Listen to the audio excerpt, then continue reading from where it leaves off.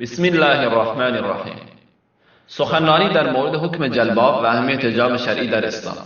موضوع این جلسه: آیا آیات حجاب فقط در مورد ازواج مطهرات هستند؟ آیا صدای زن عورت است؟ سخنران حافظ امان الله خوند یلمه. بسم الله الرحمن الرحیم.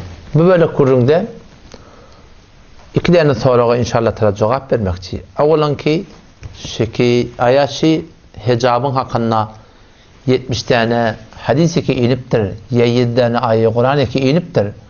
Ayaşı fakat ezvacı mutahharat Peygamber Huda Aleyhisselam'ın dinalarının hakkında ya berdeki sahabiyatların hakkında mı, sahabeların hakkında mı, kalan ümmete şamil olmayar mı?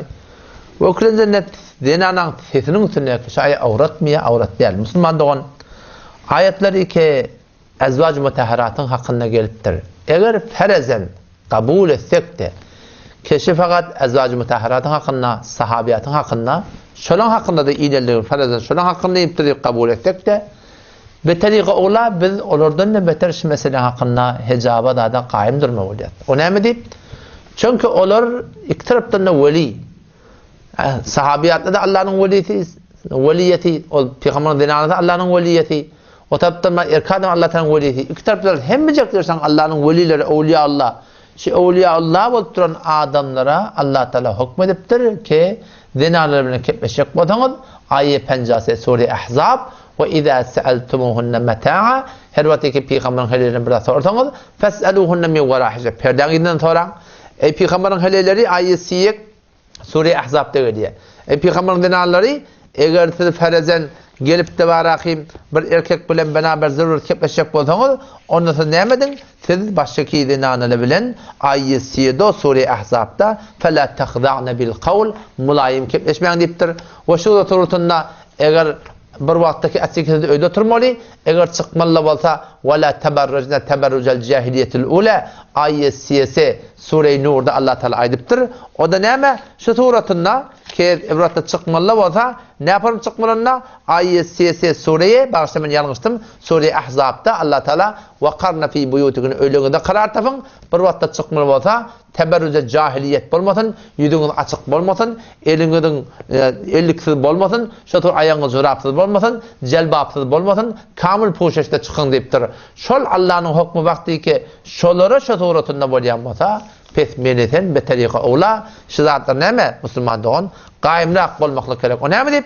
Çünkü şolun hakkında şu hüküm veriliptir ki mabada şon iyi fesada baramasın erkek adamdan yüreklerine onlara meyil tapılamasın ya dinallah hakkında bir takayyulatları mefasetleri duramasın deyip Allah Teala hükmediptir. Hemçinin ki sahibi tefsiri Kabuli cildi 5 seffiye 7'de ayetiye ki ahkam iktidarın ayat beyan şude berayı cemi'i zenhas hem mehliyle hakkında fakat barakim ol Peygamber Huda Aleyhisselam'ın dinallarının hakkında dediye. Ve bu tadı da Mufti Şefii rahmetullahi aleyh inalekem Ahkamul Kur'an cildisi seffiye 898 ve hadal hukmu şu hukmi hicab, perde, mehrem, celbab, ellik giymeklik, falan etmeklik, sesin malahim şu tuğratında baştaki erkeklerin kepleşende mulayim etmesilik şundan hemmeti ve hadal hukum ve in nezele khasem fin nebi sallallahu aleyhi ve azvacihi doğru Peygamber hakkında iniptir. Peygamber sen dinarlar hakkında iniptir. Ama fel ma'na amun fihi ve fi gayri. Mana hem ümmete şamil fakat Peygamber'in dinarlarına düşmüyor. O ne deyip? İz kunna ma'murune bi ittiba'ihi ve iqtida bihi.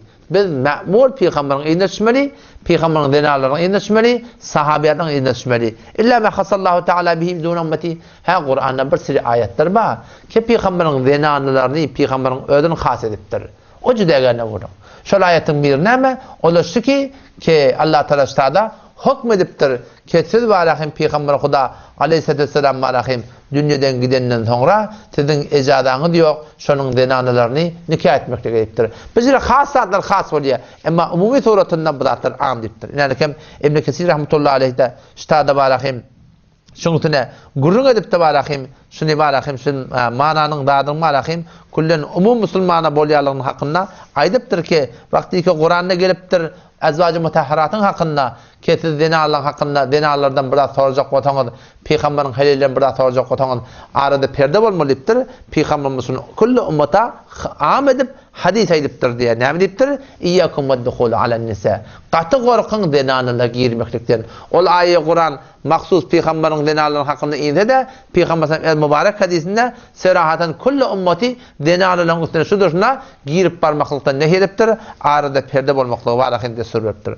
Ondan sonra da tada tefsir Ahmedi'den مفتي الشافعي رحمة الله قتريا وإن ورد الخطاب مخصوصا في اللفظ قال في التفسير الأحمدي لأن موردها وإن كان خاصا في حق أزواج رسول الله صلى الله عليه وسلم لكن الحكم عام بكل من المؤمنات حكمي كوالا خمس هذا با شب كل مؤمن لا تلريك با باشك إيمان لدينا لنا حقنا مسلمان دولهم شلا عام نل أوتادنا قتريا ولا يخفى أن الاعتبار بعموم اللفظ لا بخصوص السبب تيم شغل المسلمان علماء دولهم شتالن قولوا خم قوة صورتنا okuyutanız mutala ettiğiniz kelbette mutala ettiğinizin ne kadarlarınız inşallah Teala şugurlukta da açıklanar.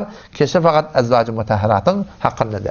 Pet şu tefekkür set derset iştibah Müslüman doğan ki ezvacı mutahharatın hakkında deyip başka ümmet barahim şunun hakkında kaygısız olmalı bayıtta. Hemçinin kişi ayet pencasının başlığında geliyor da ki la tedhulu buyuten nebi illa yu'dene lekum. Peygamberin öyle icade vermete girmek hakkında yok deyiptir. Hop, aya başka adamdan öyle bidun icade girmekteki icade var mı? O şurada icade yok. Aynı şu turatında var akım, bu da şu turatında. İde duaytum fedhulu, her vakti ki çağırılsanız barmallıptır. O bir vakti çağırılmanı, bir barmaklık, aya fakat Peygamber Huda Aleyhisselam hakkında gerekli mi? Yok böyle de. Peygamber sana aydıptır. وَمَنْ دَخَلَ عَلَى غَيْرِ دَعْوَةً دَخَلَ صَادِقًا وَخَرَجَ مُغِيرًا ettir. Vakti ki bir adam geliye çağırmadık yerine hemen türü var ya, onun şu girenine oğru bolup girigili çıkanna da näme? Garet kırında bolup baragym çıkygıly aýtdy Peygamberimiz. Ondan şu taýdan şu ayetler umum Müslüman hakkında. Ondan sonra da Müslüman doğanım ayet denen teti avrat mı avratlarının hakkında. Hanefi mezhebinin hakkında içinde muhakkak ulemalar da aktar ken gurun edipdirler Müslüman doğan. Hemçinin ki denana kadim cemaate baryan wagtları Peygamber wagtına ya bir qarr hele icade beripdir barakym barjak wagta bir adamdan işmeýän wagty barjak bolsa şu denana bir imamdat yalňyzsa keplemeklik haqqy ýok dipdirler. Elini urmaly şeyler dinipdirler.